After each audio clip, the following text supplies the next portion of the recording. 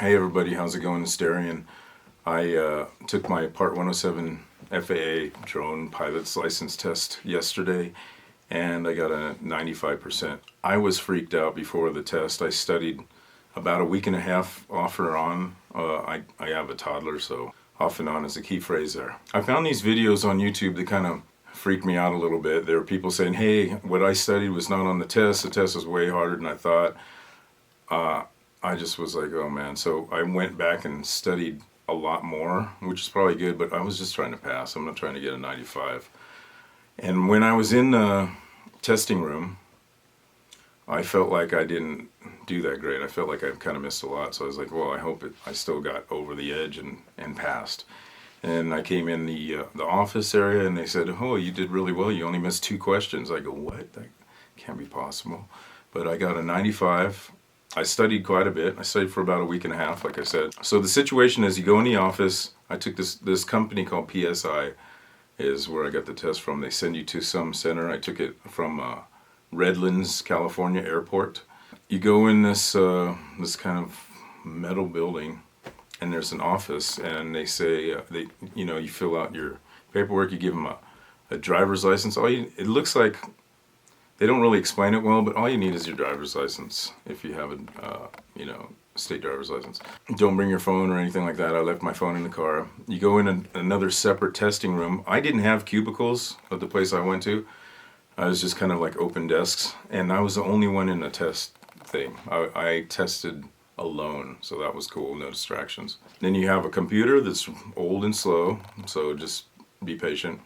There is they give you 2 pencils, so if one breaks, you're good.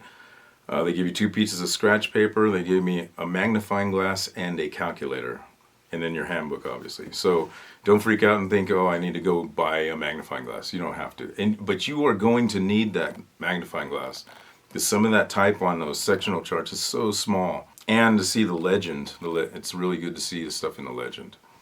The legend will help you answer a lot of stuff, like people have said in videos. You can say, hey, this airspace in the legend, this airspace starts at 1,200 feet or whatever it's going to be. You can find that answer in the legend in that handbook. I finished the test in like 40 minutes. So they give you 2 hours. I'm the kind of person that sometimes I'll second guess myself and change a right answer to a wrong answer. So I just kind of go with my gut. Some of the stuff I didn't know and I guessed, I'd sort of use the process of elimination with the most logical answer that I thought. Some of them I would go, well, this answer seems kind of the most like bureaucratically written or like safety minded, or we'll say refer back to this rule, or, anything that they'll say it has to be done in the most safe manner that will not harm people or property. That's the kind of answer they're looking for. That's what they want you to know. Also, there are a lot of things in there that are not in other videos. So you definitely want to download that study guide and go through it. Like go through it several times and take practice tests. That helped me immensely. It helped me with my confidence. There's a lot of weird info on YouTube, so I kind of didn't know what to believe. Some people were like, oh, I passed it easy. I studied for 2 days. Some people are like, I studied my butt off and I didn't even recognize these questions. So I would say most of the stuff you'll know. And I think it's set up so that if you study most of the main things, then you'll pass. You'll get at least a passing grade. Practice tests are killer. I'll link that. And Katia's Buzz I studied. I watched that. Gary Glenn, his drone video was good. Better B-roll was great. I like how he goes through and talks about the questions.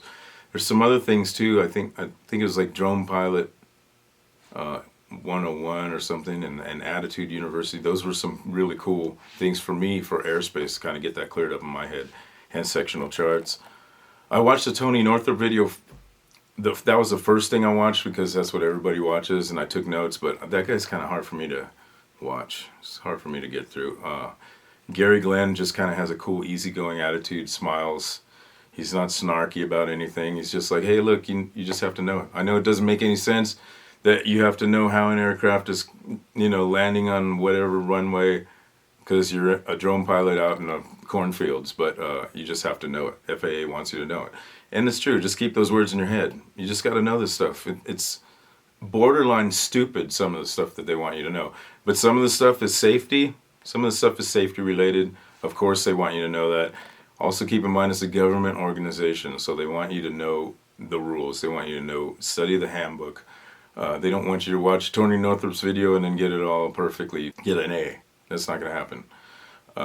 Some of the new stuff that you want to check out is I'm Safe, the flight checklist, the stuff. All the responsibility is with the pilot in command. So just remember that. A lot of extra information in the U.S. Chart Supplements, Chart Supplements U.S.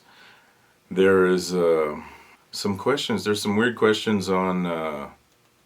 There's the typical runway questions, which I had to watch some videos on that to get that figured out. And there's questions about, you know, what direction the airplane's going with the whatever lights. That there's some stuff that might throw you for a loop if all you've studied is the older material, like Tony's video. That it's like 4 years ago. They've totally made some changes since then. They've made changes in night flying. They've made changes to flying over people. Made changes to flying with moving vehicles. Flying your drone from a moving vehicle or over a moving vehicle. So check out those changes. There's some videos you can find on that stuff. Read that handbook. I'll post the link, or you can download it. I downloaded it and printed it out. If you want to look at it on your computer, cool, but I like seeing it, you know, I can take it to different rooms and check it out and flip through it when I have time. I took it with me to the test, arrived totally early, and I was still flipping through that. So, yeah, good luck. It's not that hard. Don't listen to the naysayers on YouTube. You can do it. Just check out all the stuff that I'll link, and you'll probably get it. Especially if you do the practice tests, I think you'll pass. I think you'll be good. All right. Thanks. I'll see you again.